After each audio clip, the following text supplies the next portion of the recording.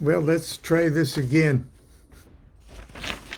I don't know how many of you uh, caught the first attempt, but I was going to speak this morning on Saturday morning cartoons about the passing of a dear family friend, and I mentioned the fact that over the years I've had the privilege to speak at a great many memorial services for people that have passed on, and including the funeral back in 1985 of Grady L. McMurtry in San Francisco. At that event, I simply recited the chorus from Atalanta in Caledon by Swinburne, and that's what I tried to.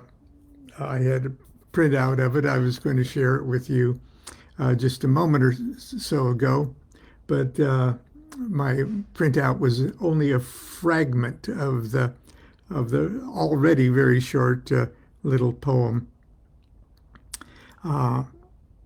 But I'd like to share that with you and a couple other thoughts.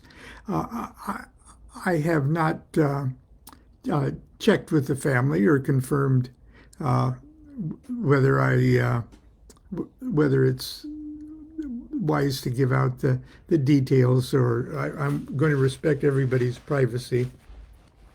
Those who know the details, and those who don't, frankly, it's irrelevant at the moment. But I'd just like to do a few things in observance of this sad passing. Crowley tells us there's a feast for life and a greater feast for death. And of course, on a cosmic level, that's profoundly true. But at least on a temporary personal level, it's really hard for others to feel like feasting. Before the beginning of years, there came to the making of man time, with the gift of tears, grief with a glass that ran, pleasure with pain for leaven, summer with flowers that fell, remembrance fallen from heaven, and madness risen from hell, strength without hands to smite, love that endures for a breath, night the shadow of light, and life the shadow of death. And the high gods took in hand fire, and the falling of tears, and a measure of sliding sand from under the feet of the years, and froth and drift of the sea, and dust of the laboring earth, and bodies of things to be in the houses of death and of birth, and wrought with weeping and laughter, and fashioned with loathing and love, with life before and after, and death beneath and above, for a day and a night and a morrow, that his strength might endure for a span with travail and heavy sorrow, the Holy Spirit of man. From the winds of the north and south they gathered as unto strife. They breathed upon his mouth, they filled his body with life. Eyesight and speech they wrought for the veils of the soul therein. A time to serve, a time for labor and thought, a time to serve and to sin. They gave him light in his ways and love, and a space for delight. and beauty and length of days and night, and sleep in the night. His speech is a burning fire. With his lips he travaileth. In his heart is a blind desire. In his eyes foreknowledge of death. He weaves and is clothed with derision. Sows, and he shall not reap. His life is a watch or a vision between asleep and asleep.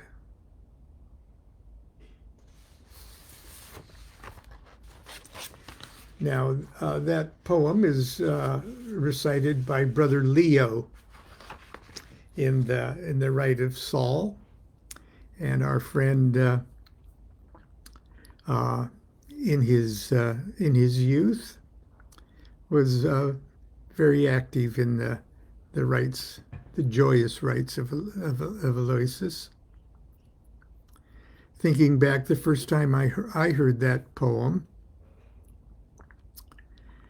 I was enveloped in complete darkness. And the orator that read it was a woman that I would just meet for the first time at that event when the lights came on. And that was Helen Parsons Smith.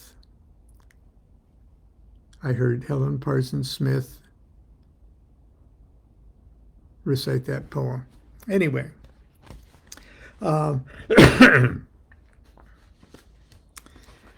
very often I'm called upon to actually go to a church or a place of worship where funeral services are conducted. And very often I know the people involved, and sometimes I don't. Maybe I just know the family and I'm asked to come in. Here is some words that I say on those occasions.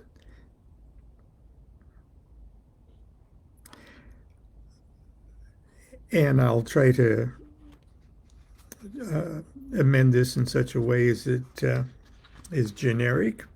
I find it particularly meaningful that all my memories of our friend are decorated with sacred images and joyous feelings that accompany the aspirant's quest for enlightenment and liberation. All our meetings seem to be spiritual celebrations. And I can say that about this, our friend. Today we're part of a different kind of celebration, a ceremony that, even though it celebrates the life of this wonderful person, it's really not for him. It's for us.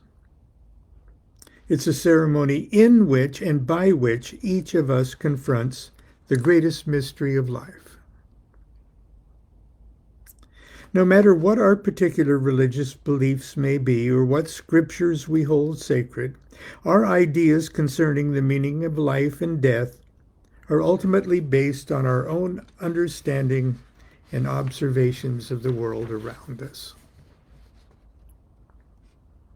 For our ancient ancestors, the behavior of the sun was an unexplainable mystery.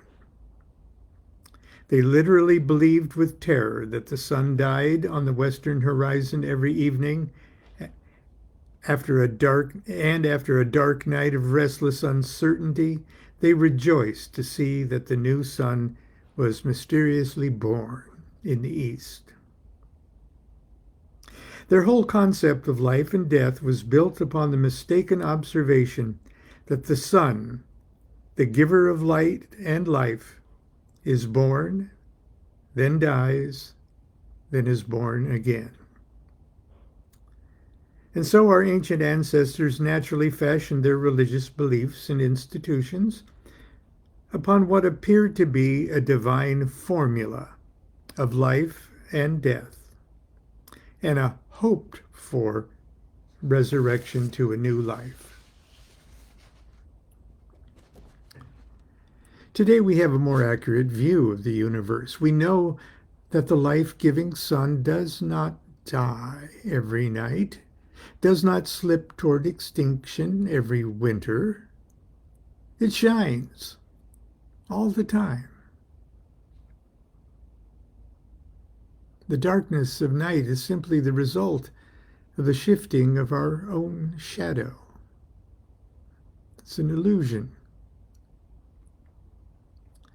As simple and obvious as this new bit of information may seem to us, it's knowledge that now makes each one of us fundamentally different from our ancient ancestors. Because deep down inside ourselves, deeper than creeds or doctrines or dogma can reach, deep down inside we no longer identify with the sun that dies and may or may not come back. We identify with the sun that never dies, never stops shining. A sun that continually lives. The sun is on all the time. We stay on all the time. Night is an illusion. Death is an illusion. So if we choose to mourn this day, let's not mourn for our friend who's doing just fine. It is not night for him. He remains as radiantly alive as the unsleeping sun. If we choose to mourn, let us mourn for ourselves because we've been momentarily tricked by the shifting of his shadow and are now simply standing in the illusionary darkness of his illusionary absence.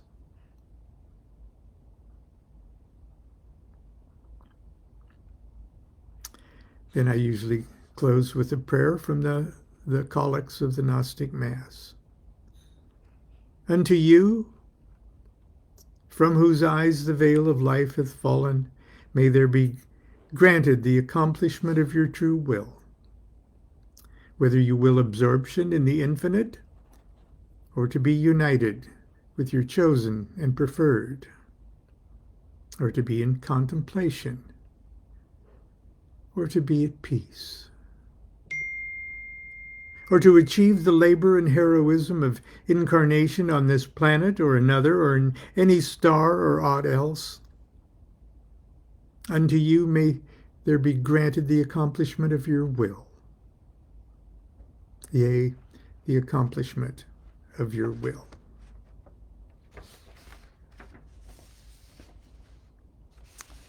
And that's we'll close for today. I'll see you tomorrow, hopefully, for Sunday school. And until then, do what thou wilt shall be the whole of the law. Love is the law. Love under will.